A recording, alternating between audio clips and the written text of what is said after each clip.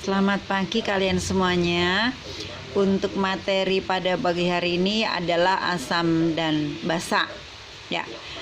Nah, asam menurut Arrhenius adalah suatu senyawa yang dapat menghasilkan ion H+ dalam larutannya. Kemudian kalau basa adalah senyawa yang dalam larutannya bisa menghasilkan ion OH-.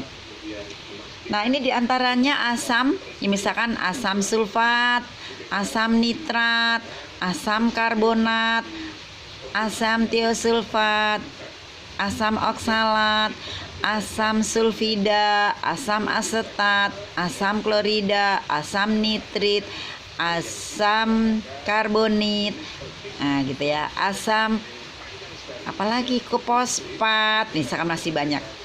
Kemudian basanya misalkan NaOH, NH4OH, MgOH 2 kali, AlOH 3, CaOH 2, KOH, BaOH 2 kali. Nah, semuanya adalah basa.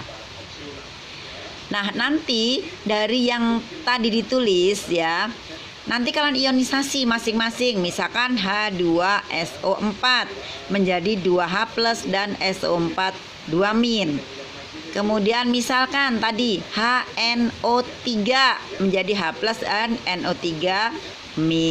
Nanti kalian coba di buku latihan ya, dicoba untuk ionisasi. Nah, berikut adalah asam basa menurut Bronsted-Lowry. Menurut Bronsted-Lowry, asam adalah proton donor, artinya dia memberikan muatan positif, proton donor. Kemudian basa adalah proton akseptor, jadi memberikan muatan positif malah. Nah, misalkan di sini ada NH3 plus HCl menjadi H64Cl. Mana yang bertindak sebagai asam dan mana yang bertindak sebagai basa? Nah, dalam hal ini NH3 bertindak sebagai basa terhadap NH4Cl. Karena apa? Karena hanya ini lebih sedikit dibandingkan H yang sebelah kanan ya, NH4. Kemudian HCl juga bertindak sebagai basa terhadap NH4Cl gitu ya.